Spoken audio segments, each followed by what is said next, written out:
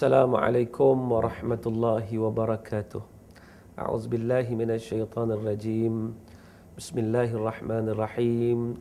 Alhamdulillahilladzi hadana lihadza wa ma kunna linahtadiya laula an hadanallah.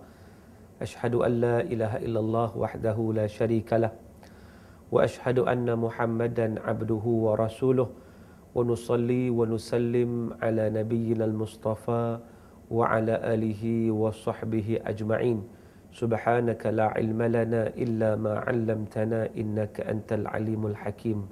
Rabbi shrah li sadri wa yassir li amri wahlul 'uqdatam min lisani yafqahu qawli, amma ba'd.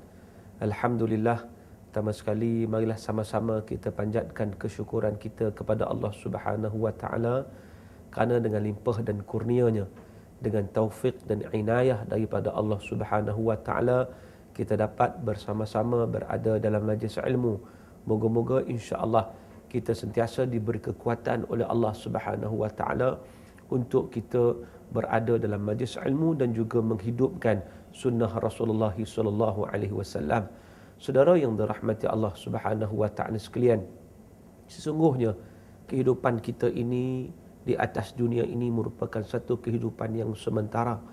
Maka apabila kehidupan yang sementara ini, kita kena atur kehidupan kita ini sebagaimana yang diketengahkan ataupun yang diperintahkan kepada kita oleh Allah Azza wa Jalla. Sebab itu Nabi SAW dalam sebuah hadis yang diriwayatkan oleh Imam Malik, kata Nabi, taraktu fikum amrain lan tadillu ma in tamassaktum bihima, kitab Allah wa sunnati atau kama qala. Kata Nabi SAW, aku tinggalkan kepada kamu dua perkara. Selagi mana kamu berpegang dengan dua perkara ini, kamu tidak akan sesat selama-lamanya. Iaitu yang pertamanya kitabullah, Al-Quranul Karim. Yang keduanya sunnah Rasulullah SAW.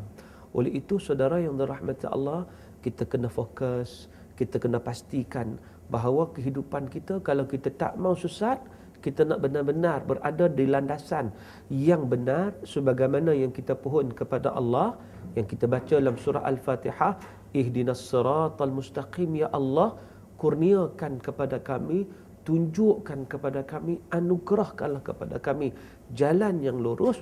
Maka untuk memperoleh jalan yang lurus itu, tak lain dan tak bukan, kita kena berpegang kepada dua sumber utama yang disebut oleh Nabi SAW, iaitu Al-Quran dan juga sunnah Rasulullah SAW.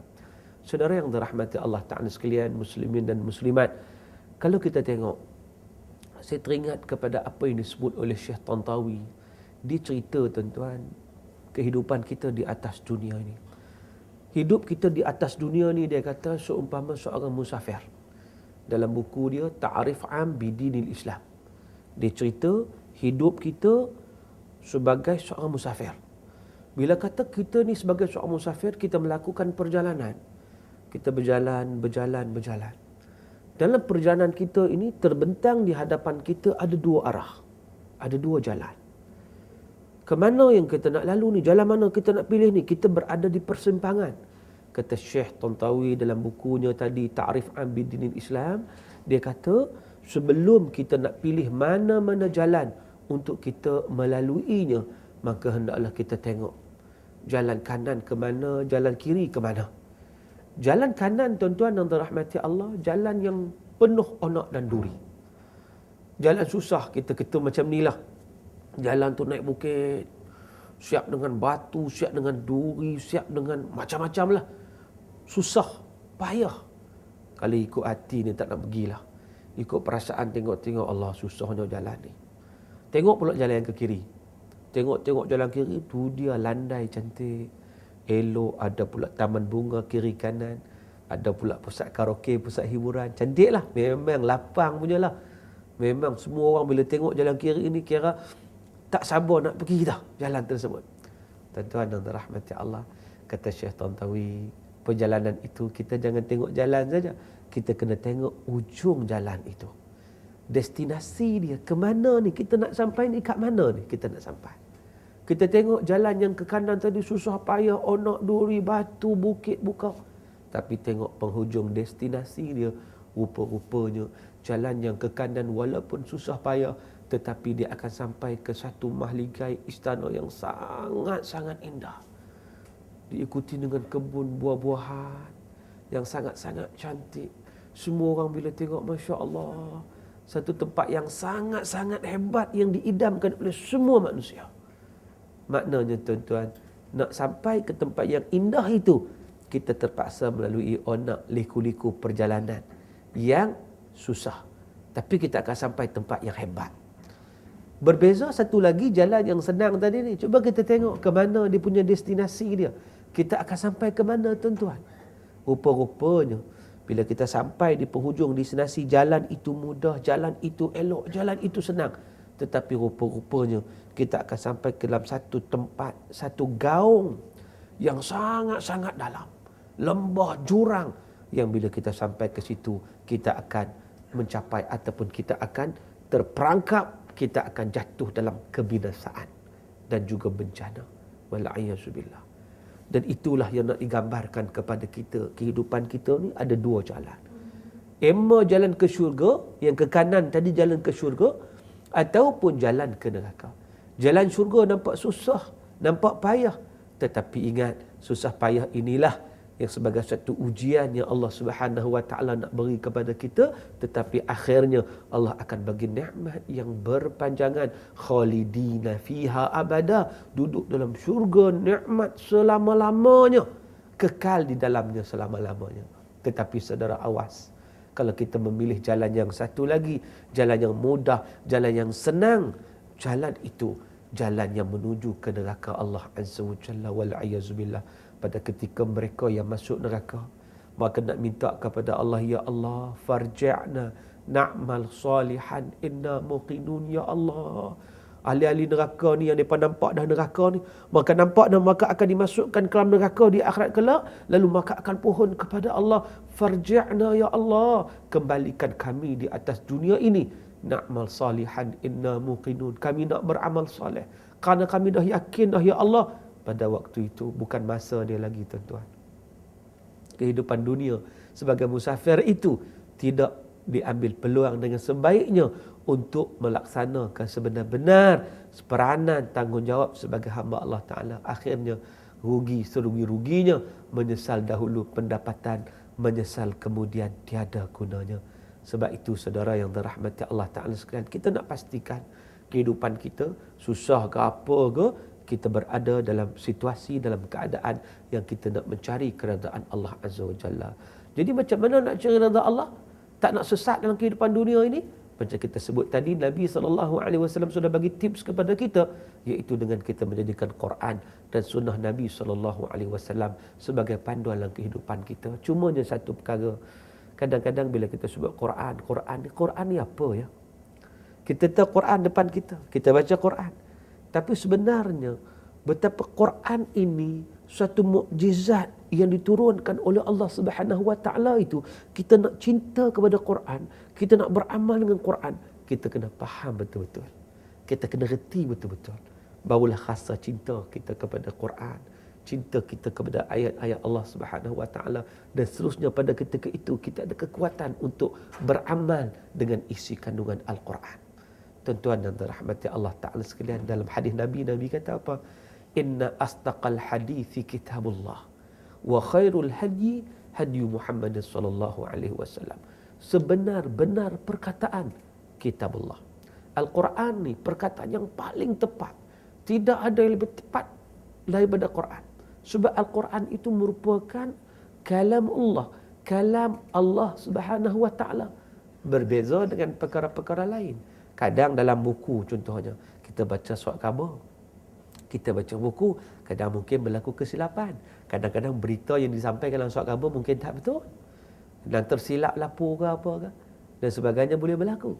Tetapi tidak bagi Quran. Quran kalam Allah Azza wa Jalla. Sebab itu, Quran dia ada keistimewaannya yang tersendiri. Banyak keistimewaan yang ada pada Quran. Hingga kan Nabi SAW sebut bahawa Quran ini hebat tak hebatnya Quran ni. Tidak ada bacaan yang kita baca melainkan Quran saja bila kita baca. Setiap huruf kita dapat pahala. Setiap huruf. Bukan satu ayat, bukan satu surah. Setiap huruf. Ini disebut oleh Nabi SAW. Nabi kata, man qara'a harfan min kitabillah falahul hasanah wal hasanatu bi'asyri amthaliha wala aqulu alif lam mim harf walakin alif harf wa lam harf wa mim harf atau kama qala Rasulullah sallallahu alaihi wasallam. Nabi menyatakan bahawa sesiapa yang membaca satu huruf daripada kitab Allah, baca satu huruf daripada Al-Quranul Karim, maka baginya pahala kebajikan. Dan pahala kebajikan itu pula digandakan sebanyak 10 kali ganda. Baca satu huruf dapat 10 pahala.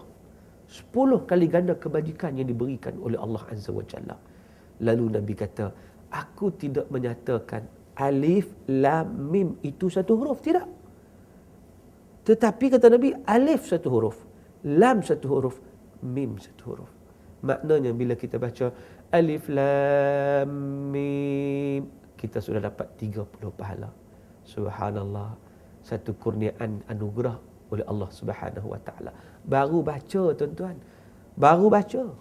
Dah baca tu dah dapat pahala banyak dah. Apatah lagi apabila kita beramal dengan isi kandungan Quran, kita mempraktikkan ayat-ayat Allah Azza wa Jalla dalam kehidupan kita, maka itulah yang menjadi panduan kehidupan kita untuk menuju keredaan Allah Subhanahu wa taala. Tuan-tuan dan dirahmati Allah taala sekalian. Tuan-tuan, bila Allah Subhanahu wa taala ciptakan kita, Allah jadikan kita, kita ada tugas ya. Kita bukan diciptakan sia-sia. Allah Ta'ala sebut, afahasibtum annama khalaqnakum abatha. Apakah kamu menyangka Allah ciptakan kamu sia-sia? Tak ada peranan, tak ada tanggungjawab? Tak, kita ada peranan dia. Antara motif kita diciptakan oleh Allah disebut dalam surah Az-Zariyat ayat 56. Allah Ta'ala kata, wa ma khalaqtul jinna wal insa illa liya'budun. Tidak aku ciptakan jin dan manusia kecuali supaya mereka mengabdikan diri kepadaku, kata Allah. Kita nak pastikan bahawa kita jadi hamba Allah Azza wa Jalla.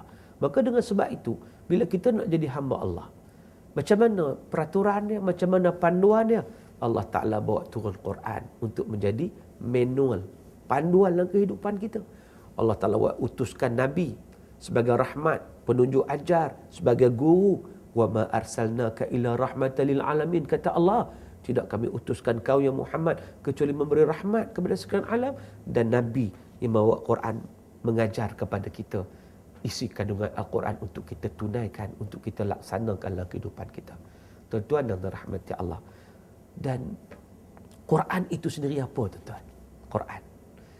Kita sebut Quran, baca Quran dan sebagainya. Quran pun ada definisi dia. Kadang-kadang kita, antara kita yang masih lagi kita tak tahu apa itu definisi Quran. Quran ini, kalau kita merujuk kepada kitab-kitab ulumul Quran, seumpama yang diketengahkan oleh Syekh Manna Qatan ataupun Dr. Subhi Saleh dalam kitab mereka Mabahis fi ulumul Quran dan sebagainya, banyak lagi kitab-kitab itqan dan seumpamanya, disebut bahawa, saya ringkaskan ya, yang kata Quran itu sebenarnya tuan-tuan ialah kalamullah al-mu'jiz al-munazzal ala nabiyyina Muhammad sallallahu alaihi wasallam biwasitati Jibril alaihi salam al-manqul ilaina bitawatur wal muta'abbad bitilawatihi wal maktub fil mushaf wal mabdu bi suratil Fatihah wa mukhtatam bi suratin Nas. Itu lebih kurang ta'rif dan definisi dia. Tuan-tuan, yang pertama, Quran ini ialah kalam Allah Subhanahu wa taala. Perkataannya daripada Allah Azza wa Jalla. Bila kata perkataan Allah, sudah tentu tak sama dengan perkataan manusia. Perkataan manusia ni kadang ada betul, ada salah. Kadang janji, kadang mungkir dan seumpamanya. Tapi kalam Allah tepat. Kalau Allah cerita pasal syurga, syurga. Allah cerita balasan syurga ni, memang satu perkara yang pasti. Orang yang buat ciri-ciri penghuni syurga sebagaimana disebut oleh Allah Ta'ala, orang yang menepati ciri tersebut masuk syurga. Itu janji Allah dalam Quran. La yastawi ashabun nar wa ashabul jannah, ashabul jannati humul faizun. Tak sama penghuni syurga, penghuni neraka dan penghuni syurga, kata Allah. Yang berjaya hanyalah penghuni syurga. Jadi dengan sebab itu Quran ini sebenarnya kalamullah, perkataan Allah, dia bukan perkataan makhluk, dia perkataan daripada Allah Azza wa Jalla. Al-Mu'jiz. Al-Mu'jiz ni apa saudara? Al-Mu'jiz ni maknanya yang mempunyai mu'jizat. Al-Quran mempunyai mu'jizat. Sebab tu kita tengok bahawa Nabi SAW ketika mana Allah Azza wa Jalla utuskan Nabi sebagai Rasul yang terakhir, maka bila mana Nabi Muhammad SAW diutuskan oleh Allah Azza wa Jalla sebagai Rasul Nabi yang terakhir, maka pada ketika itu untuk membenarkan kebenaran Nabi, apa yang risalah yang Nabi bawa ini, Allah Subhanahu Wa Taala kurniakan kepada Nabi mukjizat. Mukjizat Nabi ni banyak tuan-tuan. Banyak yang kata mukjizat Nabi ni. Kalau kita buka kitab-kitab sirah dan seumpamanya, kita akan jumpa bagaimana mukjizat Nabi. Antaranya pokok bagi salam dekat Nabi, pokok sujud dekat Nabi tuan-tuan. Bulan terbelah dua. Nabi duduk di atas dunia ni, Nabi tunjuk isyarat belah, bulan terbelah. Ni air boleh keluar daripada celah-celah jari Nabi SAW. Makanan sedikit jadi banyak dalam peristiwa Tabuk sebagai contohnya. Ini mukjizat. Saya nak bagi contoh, mukjizat itu benda luar biasa yang Allah Ta'ala bagi kepada para anbiya alaihimus salatu wassalam untuk membenarkan kenabian. Satu hari dalam perang Tabuk, kita tahu perang Tabuk ni perang yang sangat-sangat susah, yang sangat-sangat payah. Pada waktu itu ada di kalangan para sahabat yang sangat-sangat kekurangan makanan. Dah bawa bekalan, ada yang kadang-kadang air pun tak cukup. Yang ada di antara mereka terpaksa sembelih unta untuk mengambil air yang disimpan oleh unta. Unta ni diminum air banyak sekali, diminum air disimpan. Lepas tu dia ada bonggol-bonggol dan sebagainya. Maka bila sembelih tu dia ambil air tu untuk minum, dan juga daging dia dimakan kerana tak cukup. Satu hari itu Umar Al-Khattab radhiyallahu anhu dalam perjalanan dalam perang Tabuk, Umar bertanya pada Nabi, "Ya Rasulullah, tolonglah doa kepada Allah Azza wa Jalla, kita makan tak cukup ni. Ada yang buat roti habis, kurma habis. Kan? Perjalanan jauh lagi ni." Maka pada ketika itu Nabi SAW minta supaya dihamparkan satu hamparan. Nabi bagi tahu kepada para sahabat, okey, siapa yang ada makanan, bawa keluar. Ada roti sikit pun sikit lah, ada kurma sikit pun sikit, apa makanan yang kamu bawa yang ada dalam beg kamu, keluarkan, letak atas hamparan ini. Maka mereka pun bakal letak belakang. Pada waktu itu Nabi SAW berdoa kepada Allah Azza wa Jalla. Lepas Nabi berdoa kepada Allah Subhanahu Wa Taala, Nabi kata, okey semua sahabat, ambil roti, ambil kurma, ambillah makanan-makanan ni, masukkan dalam beg masing-masing sebagai bekalan. Semua pakai ambil, penuh beg. Semua pakai penuh beg. Makanan tu masih ada dekat situ, masih tak luar. Itu mukjizatnya Allah Ta'ala bagi kepada Nabi SAW. Makanan sikit jadi banyak. Pernah juga berlaku dalam peperangan Khandaq. Dalam peperangan Khandaq tuan-tuan, umat Islam menggali parit nak menghadapi tentera musuh. Maka pada ketika itu sahabat Nabi Jabir ni dia tengok Nabi SAW, dia rasa kesian. Sebab apa? Sebab Nabi ni walaupun khalifah tuan-tuan, presiden negara Islam Madinah Al-Munawwarah, Perdana Menteri negara ni, tetapi Nabi turut sama, tu dia cangkul, turut sama korek parit dengan para sahabat. Bukan sekadar itu, bila angkat cangkul tu nampak kat perut Nabi ni, Nabi ikat dengan batu. Rupa-rupanya Nabi lapar tuan-tuan. Bila lapar ni kadang perut kita bunyi kan, korok-kerak sebagainya. Maka bila letak batu tu, jadi dapat kejap sikit rasa perut ni. Boleh kurang lah sikit rasa lapar tadi. Maka tuan-tuan, Jabir radhiyallahu anhu dia tengok Nabi SAW, dia kesian. Nabi, seorang Nabi ni, pemimpin agung, kekasih Allah, utusan Allah, Rasulullah, dan pemimpin umat Islam, tiba-tiba turut berlapar, tak ada makanan, susah. Maka pada ketika itu Jabir yang kesian dengan Nabi, Jabir balik ke rumah, tengok, tanya isteri dia ada apa makanan. Tengok adalah sedikit kambing, anak kambing, dia pun sembelih. Kambing pun tak besar, kecil je, sembelih kambing. Ada sikit gandum, buat roti, masak. Kemudian masaklah sikit. Ingat ke, Jabir kata, ingat nak ajaklah Nabi dengan 2-3 orang sahabat, mari makan di rumah lah. Kesian kat Nabi ni, minta lah ajaklah 2-3 orang kan. Jadi begitulah. Kemudian Jabir bagi tahu kat Nabi SAW, ajak Nabi. Tuan-tuan, Nabi SAW, Nabi terima pelawaan Jabir. Tapi bukan sekadar Nabi buat announcement pada semua orang. Ramai-ramai tu. Ajak jom. Jabir panggil makan kenduri. Macam tu lebih kurang kan. Jabir bila dengar macam tu pucat muka dia tuan-tuan. Macam mana ni? Aku makanan sikit aja. Nak jamu Nabi dua tiga orang je. Tiba-tiba Nabi panggil ni semua sekali. Nak makan apa?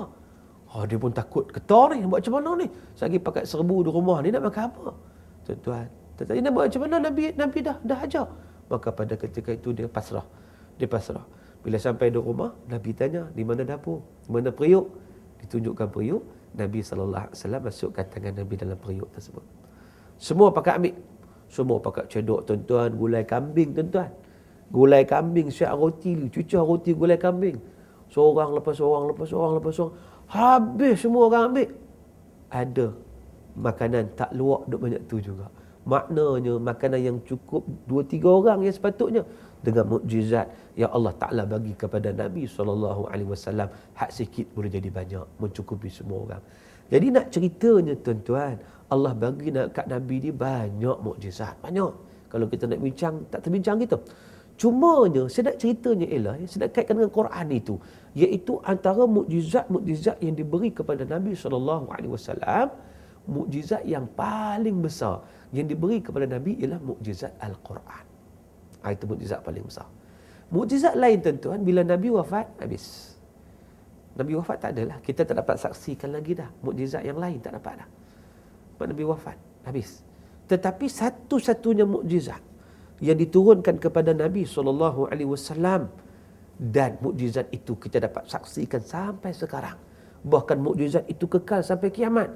Mukjizat itu adalah Al-Quranul Karim. Kalamullah Al-Mu'jiz. Kalam Allah Al-Quran yang mempunyai mukjizat. Tuan-tuan dan dirahmati Allah Ta'ala sekalian. Jadi kita tertanya-tanya mukjizat itu sendiri maksud dia apa? Kita sebut mukjizat. Dia sebenarnya perkataan mukjizat atau perkataan i'jaz. Dia asal perkataan dia al-ajzu. Ajaza. Maksud dia lemah. A'jaza, melemahkan. A'jaza yu'jizu, melemahkan. Melemahkan apa? Al-Quran ini, ayat-ayat dia melemahkan sesiapa sahaja yang nak cabar Quran. Begitu. Mana ayat Quran turun ni dalam keadaan sesiapa yang tak setuju dengan Quran, nak tolak Quran, tak boleh. Kerana apa? Kerana Quran membawa sesuatu yang memang tepat, yang betul, dengan uslub, dengan bahasa, dengan perkataan yang memang orang Arab pada ketika itu tuan-tuan, kalau kita tengok semasa penurunan Quran, orang Arab pada waktu itu mempunyai ketinggian sastra yang sangat tinggi. Bahasa mereka tinggi, bahasa hebat. Kita kata bahasa-bahasa puisi, bahasa sastra. Kalau dia bercakap depan orang ni, dia boleh mengutarakan qasidah yang sangat-sangat panjang. Yang sangat-sangat kita kata, yang banyak tanpa merujuk. On the spot, makna kata spontan. Mereka boleh menyampaikan qasidah lah, puisi lah, syair dan sebagainya. Jadi dengan bahasa-bahasa yang tinggi. Tetapi bila Quran turun, bila Al-Quranul Karim turun saja, ianya melemahkan sesiapa saja. Maknanya bahasa Al-Quran itu lagi tinggi. Dengan balaghahnya, dengan ketinggian perkataannya, dengan gaya bahasanya, dengan perkataan-perkataan dibawa oleh Allah Subhanahu wa taala, melemahkan sesiapa saja. Sebab itulah Allah Subhanahu wa taala Al-Quran, Allah Taala kata apa? Wa in kuntum fi raibin mimma nazzalna ala 'abdina fa'tu bi suratin min mithlihi wad'u syuhada'akum min dunillah in kuntum shadiqin. Kata Allah, wa in kuntum fi raibin mimma nazzalna ala 'abdina, kalau kamu ragu dengan apa yang kami turunkan, Al-Quran ini, sekiranya wa in kuntum fi raibin mimma nazzalna ala 'abdina, sekiranya kamu ragu dengan Quran yang Allah turunkan kepada hamba kami, yang turun kepada Nabi SAW untuk disampaikan kepada kita, kalau ragu, fa'tu bi suratin min mithlih, maka Allah cabar tuan-tuan. Allah cabar. Fa'tu bi suratin min mithlih, datangkan satu surah serupa dengan Quran. Bawa mai kalau boleh. Wad'u syuhada'akum min dunillah. Mintalah tolong siapa-siapa juga, penolong-penolong kamu selain daripada Allah Taala. Kalau in kuntum sadiqin, kalau kamu betul orang yang benar, bawa Quran. Tapi Allah Taala kata fa illam taf'alu wa lan taf'alu. Tapi sesungguhnya Kalau kamu tak mampu, bukan sekadar kamu tak mampu, walan taf'alu, memang confirm, lan taf'alu, selama-lamanya kamu tak mampu. Kata Allah Ta'ala, fattaqun nar, takutlah neraka Allah Subhanahu wa Ta'ala yang disediakan kepada orang yang kufur kepada Allah Azza wa Jalla. Tuan-tuan yang dirahmati Allah, itu Quran, mukjizat Quran. Kita nampak ayat simple je, tetapi tak ada siapa yang boleh bawa serupa macam Quran. Contoh begini, ada orang try tuan-tuan, bukan tak ada. Ada orang cuba nak bawa serupa macam ayat Quran. Contohnya cerita yang masyhur, seorang nabi palsu nama dia Musailamatul Kadzab. Musailamatul Kadzab ni bila kata Al-Quran turun kat nabi ni surah Fil. Alam tara kaifa fa'ala rabbuka bi ashabil fil? Alam yaj'al kaidahum fi tadlil?